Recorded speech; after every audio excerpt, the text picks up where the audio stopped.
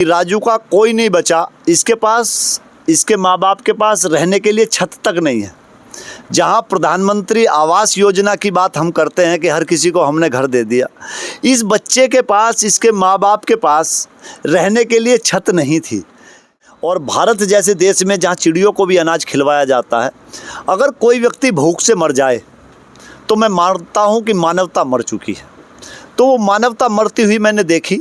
मैं वहाँ गया, मैंने राजू को कहा, वहाँ इसके पिताजी का जो अंतिम संस्कार, वो सारी चीज़ें थी, वो मोहल्ले वालों को जिम्मेदारी दी गई। मोहल्ले वालों ने सबने मिल के इसकी उस जिम्मेदारी को निभाया और मैं आज इसको, राजू को अपने साथ लेके आया हूँ कि ताकि इसकी अच्छी जगह कहीं शिक्षा हो सकती हो। मैं इस बात के लिए भी चिंतित हूँ कि समाज का क्रूर चेहरा जो है वो आपको देखने को मिला। पिताजी जो हैं इनके बीमार थे और भूख से मर गए, पड़ोसियों ने पूछा तक नहीं। देखिए, मैं राजू को दिखाना चाहूँगा। जो राजू हैं बढ़ापुर के रहने वाले हैं, जिनको दिगंबर सिंह जो हैं वो लेकर आए हैं। अब ज़िला बिजनौर में दिगंबर सिंह जो हैं भारतीय किसान यूनियन अराजनीतिक युवा उत्तर प्रदेश अध्यक्ष, उनकी तरफ से एक बड़ी पहल की गई है। एक राजू नाम का लड़का है जो बढ़ापुर का रहने वाला है, जिनके कुछ टाइम पहले माँ जी का देहांत हो जाता है, फिर पिताजी का देहांत हो जाता है और अब स्थिति ये है कि इनके पूरे परिवार में कोई नहीं है। ये इस वक्त जो है अनाथ हो चुके हैं। तो दिगंबर सिंह जी ने इसको गोद लिया है और क्या सोचते हुए और क्यों उन्होंने गोद लिया, और भी कोई गोद ले सकता था, ये सारे तमाम सवाल रहेंगे। दिगंबर जी, ये बताइए, क्या कुछ, अगर हम राजू के बारे में जानना चाहें तो क्या कुछ कहानी है, आपको गोद लेने की ज़रूरत क्यों आ पड़ी? राजू के बारे में मैंने, एक सांध्य दैनिक अखबार है, उसमें मैंने पढ़ा।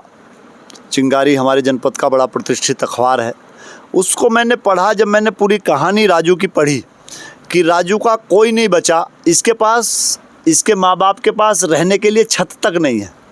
जहाँ प्रधानमंत्री आवास योजना की बात हम करते हैं कि हर किसी को हमने घर दे दिया, इस बच्चे के पास, इसके माँ बाप के पास रहने के लिए छत नहीं थी।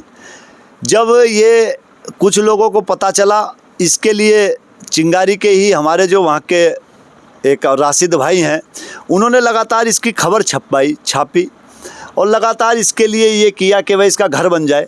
तो जो पहले डीएम थे उमेश मिश्रा जी, वहाँ आवेदन किया गया। जब आवेदन किया गया तो इसकी दादी के नाम से आवेदन हुआ, तो दादी के नाम पे 3 करोड़ रुपए रिपोर्ट में दिखा दिए गए कि 3 करोड़ रुपए हैं। इस बेचारों के पास 3 रुपए भी नहीं थे।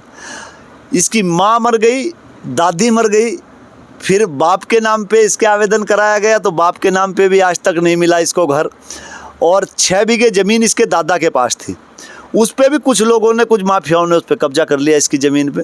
जब वो पूरी कहानी पढ़ी तो मेरा मन बड़ा व्यथित हुआ। जब इसके पिता एक्सपायर हुए तो वो, उन भाई का भी मैं तो धन्यवाद करना चाहूँगा, पत्रकार भाई का, उनकी वजह से मैं इसके पास तक पहुँचा। तो मन व्यथित हुआ। मैं अपने परिवार को लेकर इसके पास पहुँचा, इस बच्चे के, और इस बच्चे से जाके बात की तो इस बच्चे का देखा हालात तो टूटा हुआ सा एक छप्पर नुमा एक घर सा पड़ा है, वहाँ ये नीचे सोता है। और बीमारी से इसका बाप मरा, उसके पास इलाज के लिए पैसे भी नहीं थे, इसके पास रहने के लिए छत भी नहीं है। समाज का ऐसा क्रूर चेहरा मुझे राजू के पास जाने के बाद देखने को मिला कि समाज भी ऐसा हो सकता है। मैं एक गांव में, हम पले बड़े हैं, गांव में वो हुए हैं, और भारत जैसे देश में जहाँ चिड़ियों को भी अनाज खिलवाया जाता है, अगर कोई व्यक्ति भूख से मर जाए तो मैं मानता हूँ कि मानवता मर चुकी है। तो वो मानवता मरती हुई मैंने देखी। मैं वहाँ गया, मैंने राजू को कहा, वहाँ इसके पिताजी का जो अंतिम संस्कार, वो सारी चीज़ें थी, वो मोहल्ले वालों को जिम्मेदारी दी गई। मोहल्ले वालों ने सबने मिल के इसकी उस जिम्मेदारी को निभाया और मैं आज इसको, राजू को अपने साथ लेके आया हूँ कि ताकि इसकी अच्छी जगह कहीं शिक्षा हो सकती हो। मैं इस बात के लिए भी चिंतित हूँ कि ये पूरी तरह से इसका बौद्धिक विकास नहीं हो पाया उस तरह से, तो ये आम बच्चों के साथ रह के नहीं पढ़ सकता, नहीं रह सकता आम बच्चों के साथ। तो मैं इसके लिए चिंतित हूँ। अब कोई संस्था में ढूंढ रहा हूँ कि कहाँ अच्छी जगह, एक राजू को जेंटलमैन कैसे बनाया जाए, राजू को हीरो कैसे बनाया जाए।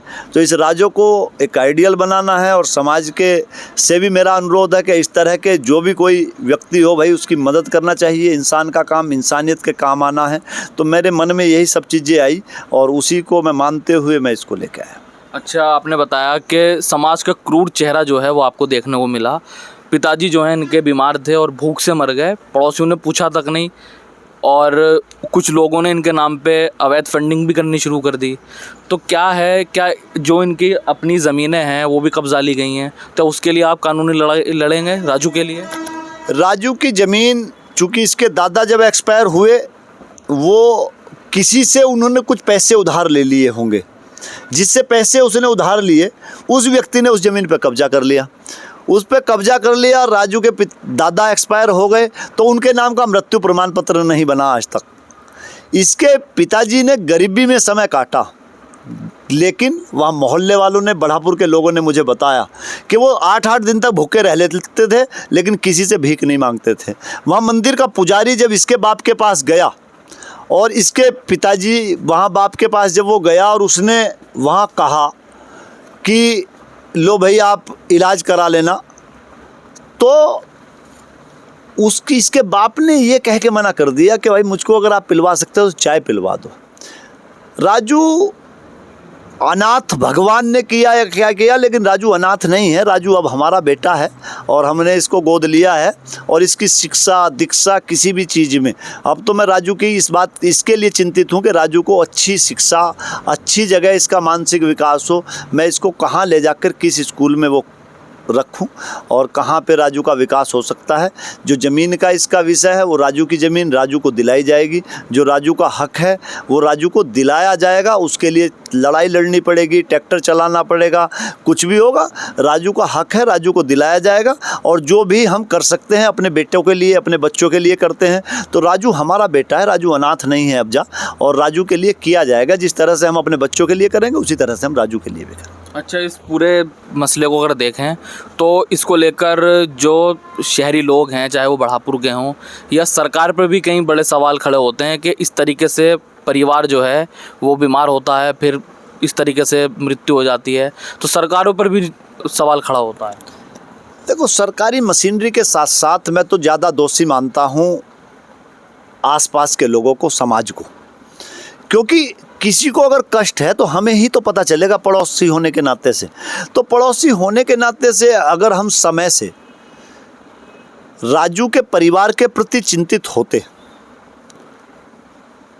एक भाई राशिद अली जो लगे रहे, जो आज सरकारें, अभी जो बात चल रही, जो सरकारें आज हिंदू मुस्लिम का चेहरा भी दिखाती हैं, वो जिंदा मिसाल ये बच्चा है, ये सैनी समाज का बच्चा है, तो हिंदू है। मदद करने के में सबसे आगे जो था वो मुस्लिम समाज का राशिद भाई थे। इसको आज हमारे पास तक अगर पहुंचाया तो राशिद के माध्यम से आया है। तो इंसानियत को बचाने के लिए इंसान को काम करना चाहिए, जाति और धर्म। वो कहते हैं ना, किसी ने कहा है कि अगर परिंदे भी जाति धर्म बूझते तो परिंदों की भी जात अलग अलग है, तो वो जाति धर्म बूझ के अलग अलग डाल पे बैठा करते। तो ये जो देश को आज जाति धर्म की पहचान दिलवाने का काम किया जा रहा है, ये इस देश का ये बच्चा है राजू। मैं चिंतित हर बच्चे के बारे में हूँ जो इस देश का बच्चा है। पड़ोसी का बच्चा जब शराब पीता है तो पड़ोसी खुश होता है कि पड़ोसी का बच्चा पी रहा है। वो ये नहीं समझता कि अगर पड़ोसी का बच्चा आज शराब पी रहा है तो कल जब शराब पी के तेरे बच्चे को अपनी मोटरसाइकिल में बैठा के लेके जाएगा तो ये पेड़ से थोड़ी टकराना जरूरी है कि पेड़ से ही टकराएगा यही मरेगा जो शराब पी रहा है, वो तुम्हारे बच्चे को भी मार सकता है। ये देश है और देश का निर्माण बच्चों के बिना और नौजवानों के बिना संभव नहीं है।